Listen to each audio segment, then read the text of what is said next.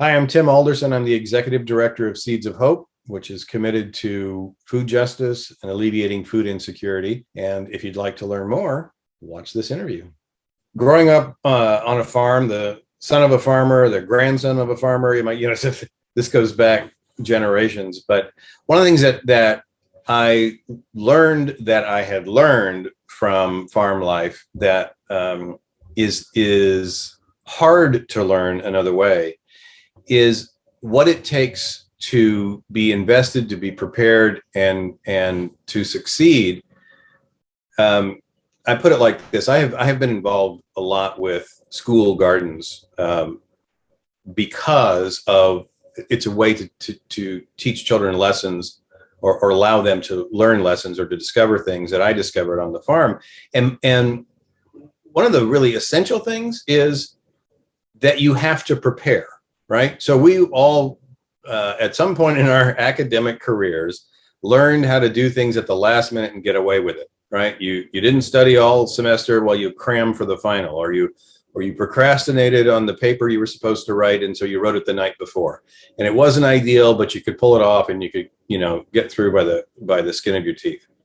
If you want to eat, you can cram for a final. You can't cram for harvest. Right. So if you want to eat in the fall, you better be planting in the spring, and you need to tend those crops and get them to harvest so there's something to eat. That kind of connection with nature, farmers are in business in partnership with nature. My dad always used to say that farming's the only business there where you can do everything right and still lose your shirt, and it's true. And so those are essential life lessons that are very difficult to learn another way. And they're not the kind of lessons you can learn by somebody telling you about it. You have to experience it. And so farm life, it's hard. I didn't ever aspire to go into farming. I found myself sucked back in at some point, but that understanding of where we as humans fit in the grander scheme of the natural world and how we have to learn to partner with it, those are really valuable lessons for every part of life, and they've been hard to come by as we have moved away from an agrarian society. We're at the point now, and at least in this country, where less than 1% of the population is involved in producing our food, which means 99% of us don't have the opportunity to have those experiences, to learn those lessons in that visceral way. So like I said, I didn't really have an aspiration to go into farming. At one point I stumbled into an opportunity and pursued it, and there I was back in agriculture for the next 25 years of my life. And it was a company that I created called Aggregator, and we also had an affiliate down in Mexico, and it was based on some technology that we had developed to stabilize soil structure. We didn't invent it out of the blue. There's lots of effort that has gone in over the generations to try to improve soil quality, soil structure. And based on prior research and prior attempts at some products by other companies, we saw an opportunity that others had missed, and developed a product that actually succeeded. And then it became a whole family of products designed for specific issues related to soil structure, such as soil erosion or soil water penetration, or creating a soil texture that was ideal for seedling germination and things like that. Ultimately, all these different tools that we created around soil structure were very useful to farmers in saving money, saving water, a more responsible use of resources, and ultimately higher crop yields. So making more money, producing more food, and doing it all more in a more environmentally responsible way turned out to be very successful business. And ultimately, we sold it quite unintentionally. I mean, we were intentional. We sold it, but we weren't looking for, to cash out. It's just that there was another company that had a very complementary line of products, and we had done a lot of things together. And at one point, they offered to acquire the business, and that's when I exited. But for quite a number of years, I was deeply involved with agriculture, and because we were supporting farmers, and those were our customers, I formed a lot of great relationships with farmers all over the Western United States, Hawaii, Mexico, and was very involved in the industry and various industry trade groups and so on. That led to the formation of the California School Garden Network. I've always been very interested in exposing children to those life lessons that can only be learned in a garden, which is just a little mini farm, right? And at one point, I was in a conversation with a good friend of mine who was about to take on at the time, he was the chairman of the Western Growers Association, which is a big fresh produce industry trade group, and was getting ready to move over to their charitable foundation, and was looking for something to focus on, that the foundation could focus on, and decided school gardens. We'll support school gardens. And I said to him, I said, that's great. Did you know that there's over 750 different organizations in the state of California that are involved in school gardens? He said, I didn't. I said, how about instead of one more, we find a way to create some kind of meaningful, effectual collaboration. That was sort of the beginning, the germ of an idea. Later on, he became the Secretary of Agriculture for the state of California. And he and I conspired to pull together a big roundtable conversation amongst industry leaders and others who were in support of school gardens in the context of the Department of Food and Agriculture. And we did that, and that became the beginning. We had industry groups, universities, state agencies like the Department of Public Health, Department of Education, Department of Food and Agriculture, and everybody came together around a table. Each organization was doing something really cool in a specific way, and the whole concept was, well, what if we pull this together and turn it into a meaningful collaborative where we can each leverage the others' capacities and resources and create something that is greater than the sum of its parts. And that's what we did. And it was amazing. And I ran that organization for 5 years with no staff and no budget, because every organization was contributing something in teacher training, funding for school gardens, all that. And it was a very, very exciting, very productive time. We created Seeds of Hope back in, well, the original idea was in 2012. I had sold Aggregator a little while before that, took some time off, wrote a play. And then what happened was one of my dear friends, sadly, was in the hospital going through chemo for leukemia. And when he went in the hospital, he didn't have great expectation that he was going to survive. So it was pretty dim on the front end, but he was at City of Hope, where they do tremendous work, and was being treated with some new experimental chemo, I guess. I don't know all of it, but it was new, it was experimental, it was innovative, and they saved his life. So that was kind of amazing, and a very happy time. But it was right after he had been told, you don't have cancer anymore. He was still in the hospital. They said they were kind of shocked by that outcome. It's like, it's not like remission. It's like, it's not there. You have no cancer. So he thought, great, I can go home now. And he said, well, we need you to finish another round of chemo because we're not sure why you don't have cancer, and we want to make sure it doesn't come back. So he's in the hospital thinking now about, he went in like, oh, taking stock of his life. It's all over now. He's like, oh, I got a whole new lease on life. What am I going to do? And through a series of odd events and happenstance, one of the doctors turned out to be that was treating him turned out to be a good friend of mine, with whom I was collaborating on a project to create a hospital farm at City of Hope. And those two guys got talking, and my friend John got all excited about the idea of doing something around food and nutrition and food insecurity when he got out. He was at the time the bishop of the Episcopal Diocese of Los Angeles, and he thought that in that position, that the Episcopal Church should get involved in trying to alleviate food insecurity and all the unfortunate circumstances that follow from that. And so I came to visit him one day, and he said, "Hey, when I get out of here, I want to talk to you about doing something with gardens in the diocese." And he was thinking about my experience with the school garden network. He went, "Well, can we do something like that?" And I said, "Sure."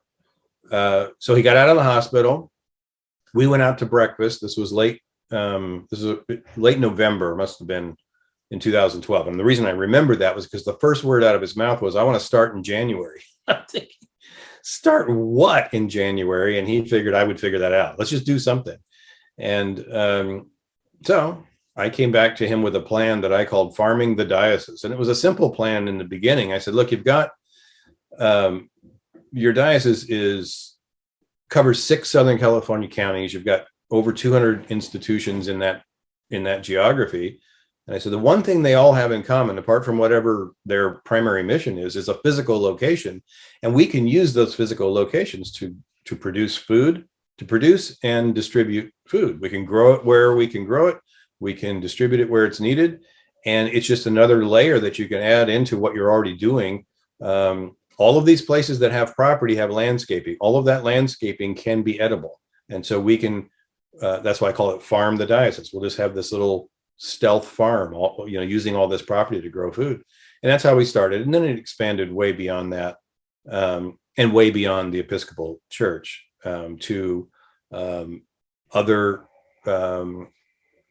church entities, but really beyond into other faith traditions, and then on to non-sectarian partners. And everything we do is based around the idea of collaboration. I always say I'd rather collaborate than replicate. So it's about leveraging resources between partners.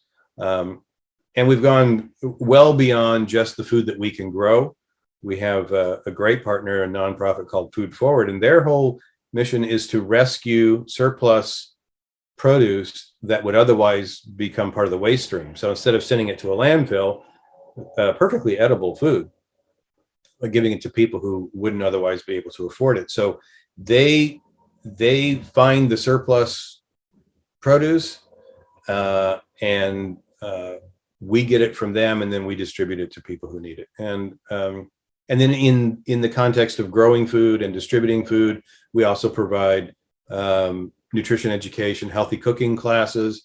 We even have a horticultural therapy program that really deals with people's mental health challenges. We work with the LA County Department of Public Health, the Department of Mental Health, and the whole thing just blossomed, and especially during the pandemic, when all of a sudden food insecurity went through the roof, when everybody lost their job. In 2020, we distributed over 26 million servings of fresh fruits and vegetables. It was insane. And it hasn't really slowed down. People, it's going to be a long, slow recovery. So it's nice to be able to connect the farming life that I grew up with to some whole new kind of farming that really is making a difference in people's lives. Food justice is one of those lovely sounding terms that can mean a lot of things to a lot of different people. And so I realized early on that we had to have our own definition to be clear about what aspect of food justice we're about. So for us, for Seeds of Hope, our definition of food justice is universal, affordable access to basic nutrition. So, we live in a place and time where in this country we produce 40% more food than we actually consume. I said that backwards. 40, it's close enough. We produce a lot more food than we actually consume, and yet there are people in our communities who don't have enough to eat. It's what we call food insecurity. It's sort of like hunger, but it's different. Hunger is when you literally have no food and you're starving to death. Food insecurity is when you're having to ration. There's just not enough, and you're having to be really clever and creative to figure out how to get enough food for your family. And sometimes you have to skip meals. Families rely entirely on a school lunch program to help feed their children. Then you get a pandemic and a shutdown, and now how are we going to feed the kids? And I don't have a job, and now how am I going to? And so it's that struggling to try to put food on the table. And so food justice is about trying to eliminate food insecurity. It's about some other things as well, but also about how our food is produced and so on. But our focus is on that aspect of helping people get food that they wouldn't otherwise be able to afford, and fresh, nutritious food, right? I mean, sadly, we live in a time where the words food and nutrition aren't synonyms anymore. So you can usually find something to eat. There's you can go to the corner store and get a bag of chips or something, but actual nutrient dense food is unfortunately the most expensive and least accessible. A lot of people in our communities live in what we call food deserts, which is there's no close and convenient place to shop for food, and especially if you don't have a car and you got to take a bus to go grocery shopping. So if there's not a grocery store in reasonable proximity, then you live in a food desert. And then we have something that has been, a phrase that's been coined called food swamps. So it's like a food desert, and there's no place to go shopping for healthy, nutritious food. But there's a lot of food, and it's junk. So a lot of fast food, a lot of convenience food. And, that stuff is the most affordable, most accessible, and the least nutrient dense. And so we try to bring fresh produce into these communities. Our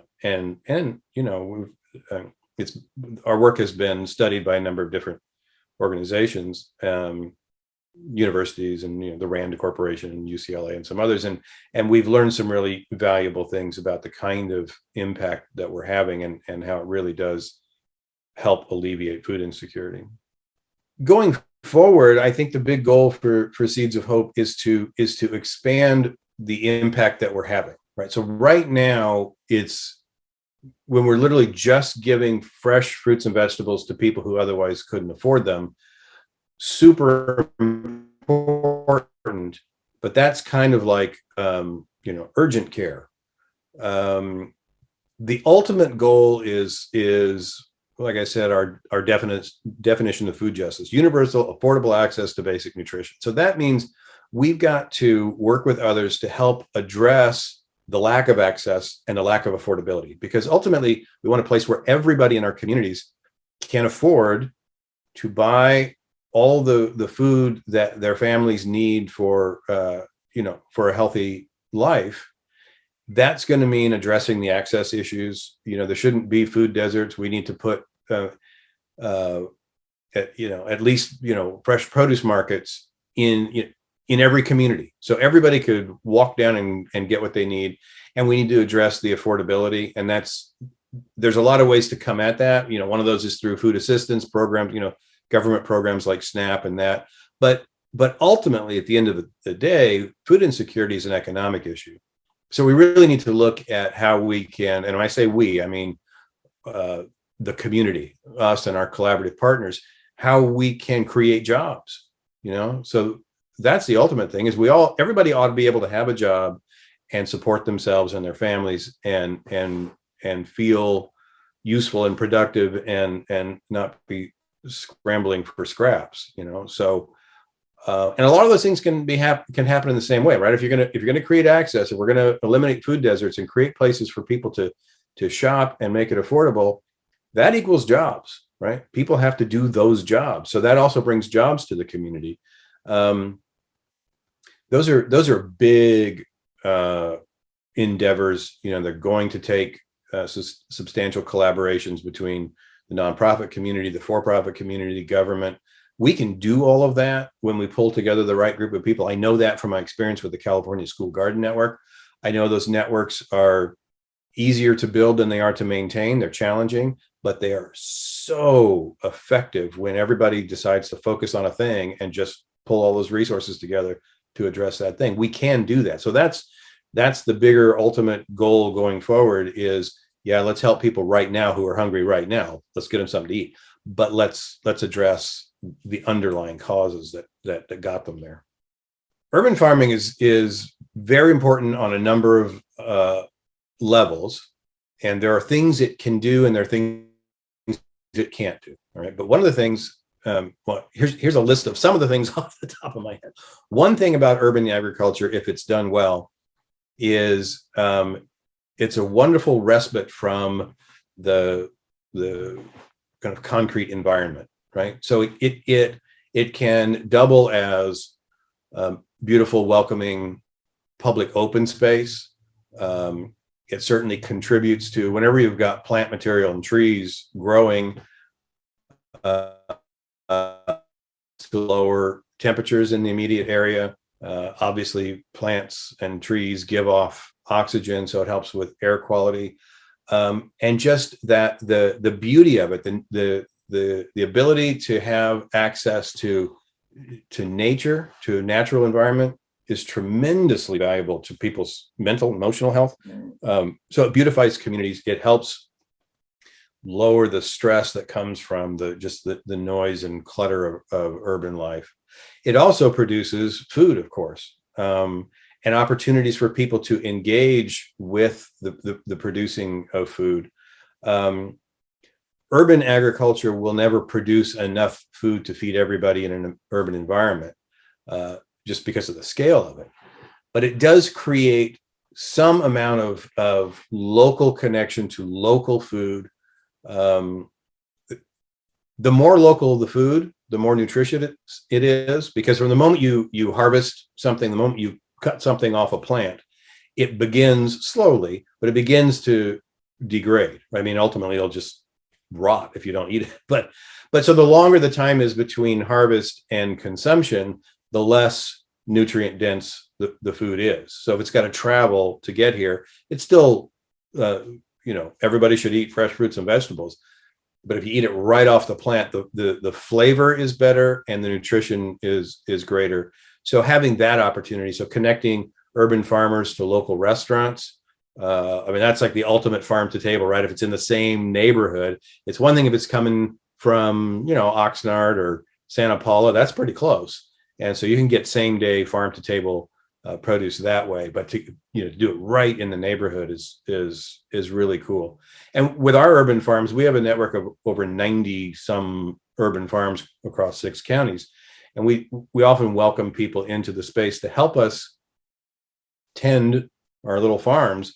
And that activity people find that tremendously valuable. And we've developed a horticultural therapy program that really intentionally does that. And we work with folks who are dealing with some kind of trauma. So it's domestic abuse, homelessness, lots of things. And these little farms are just really life-giving in that way. And it turns out, a lot of people talk about who love gardening, talk about how the garden is their happy place. And it turns out when you get out and get your hands in the soil, there's a scientific reason for that. There are soil microbes that, when they enter your system, and that's whether your hands, you got a cut on your hand or you breathe some dust, that actually affect the brain in precisely the same way as Prozac. So it actually is a good place to find your happy place. And there's just so many layers of benefit to urban agriculture, connecting people to farms, even if they're little farms on a vacant lot. I have found that when people make that connection, they realize that there was something undefinable that they felt was missing in their life. They don't know what it is. And we've just gotten so far removed from and from growing food, from being tactily in touch with that that there's some part of our humanity, whatever it is, that gets lost in the shuffle, and it gets reconnected when people come out to the farm, including our little postage stamp level farms.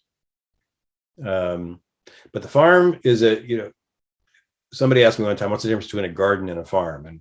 And sometimes we think of that difference in terms of scale, but it's not really. University of California came up with a definition when they were trying to map urban agriculture in Los Angeles County, and the distinction is simply intent. So if you're growing food for your own consumption, it's a garden. If you're growing food for other people, whether you're selling it or giving it away, it's a farm. So size doesn't matter. It's about the activity. And just the smattering of urban farms popping up all over Southern California is really an encouraging thing, and it's very welcome in most communities. The most important thing to know about fruits and vegetables is that we should eat a lot of them. The food we eat comes to us already prepared, and there's not a lot. I mean, there might be a leaf of lettuce and a slice of tomato on that burger, but it's not a lot. The thing about fruits and vegetables, they can be expensive, but they don't have to be. And you can grow them yourself if you have the ambition. Even if you don't have space, you can put window boxes, or you can grow it on your roof or in your backyard or wherever you've got it. And that's exceedingly affordable.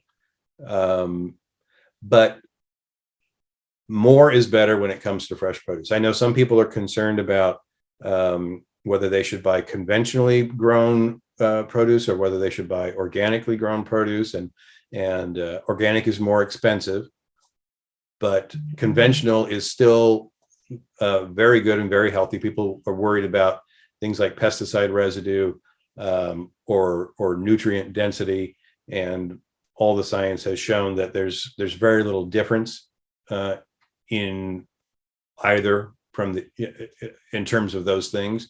So the health benefits from consuming more fruits and vegetables far outweigh any risk of eating those things. And so eat more.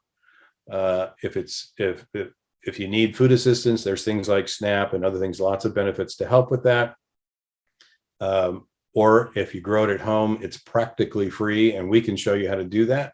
And lots of others can too. There's lots of opportunities to learn how to grow your own. So more is the answer.